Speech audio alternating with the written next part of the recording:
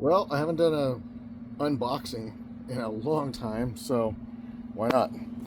This is Kira's 4P CNC ported cylinder head. Her casting, they did the head work. Obviously the box has already been open, but it gives you an idea of what they offer. So good quality double wall box. This type of packing, they actually show you how to do this, or they give you instructions if you're going to send your cylinder head off, how to make this kind of foam packing, which is sort of cool. So it was pretty thorough, really. So you go to their website and you order a cylinder head or porting work, they tell you how to do it. It comes in a plastic bag like that. Not using the bag, but and then the bottom has also got the same type of foam packing. So let's get it out of there and take a look at it, and hold on. All right, here's the exhaust side. We just sent them a bare head, right? So we had solvent tanked it, just as you saw in other videos. She disassembled the whole thing, and then we vapor honed it. And then they obviously did a little blast job to it and cleaned it up.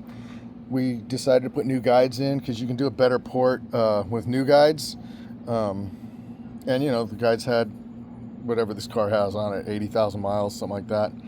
So they're titanium retainers, 4-piece locks. They're hardened steel locks. They're tie retainers. There's Pacalloy springs, keepers,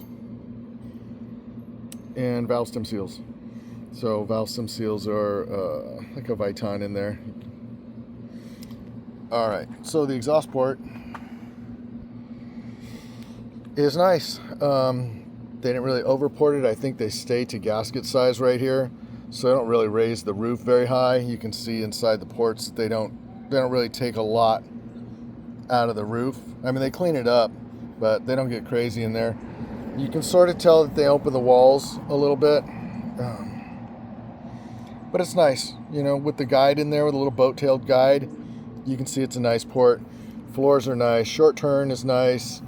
So the short turn is, if you were looking at this in cross section from the valve head side here, if the port kind of goes like that, so that would be the short turn, and then the long side would be, the roof, because it's a longer air travel to the back side of this part of the valve, right? So the short turn's on this side, the long side is that side. On the intake, this is the short turn, and the back side would be the long side. Chambers. We had these chambers opened up to 89.5 millimeter. That's what she's doing to get 2.5 liters out of this thing. So they open it up right here.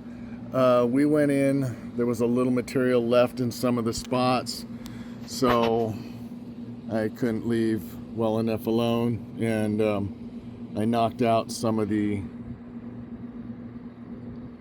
you can kind of tell, there was just some material in here that just didn't fit right. It was actually up against the valve right in here and right on the intake side. So it was sort of shrouding, not sort of, it was shrouding. So we just knocked it out real quick. Probably added a couple cc's to the chamber volume, which isn't a big deal because this motor's already got 12.8 to 1 pistons, and we're going to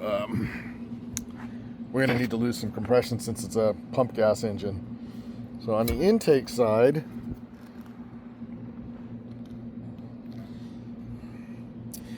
it looks like they raised the roof a little bit on them. Well, for sure they did, right? So this is known as the roof of the port. They raised the roof a little bit. Port's definitely wider. Short turn's cleaned up a little. It's a real nice intake port. They say these flow around 300 CFM, I think. If I recall correctly. I'm sure if I don't, somebody will let me know. But it's a nice job, right? 5-axis CNC doing the work. And 4P's known for a good cylinder head. So that's about it, guys. Stay tuned for...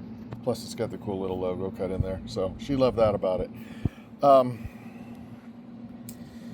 Stay tuned. We'll be doing connecting rods. There's signs. Those are also done by 4P. We'll be doing DLC coating the pins. We also used 4P's pistons, which are Weisco's.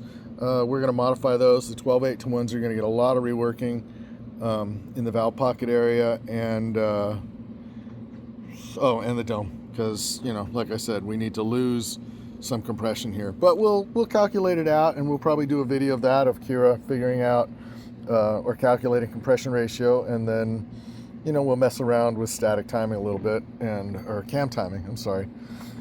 So that is all, guys. Like, subscribe, comments. If anybody knows where I can get some solid steel billet cams for F20s, that would be nice to know. Or even cores, so I could have them cut. All right, that is all for today, guys.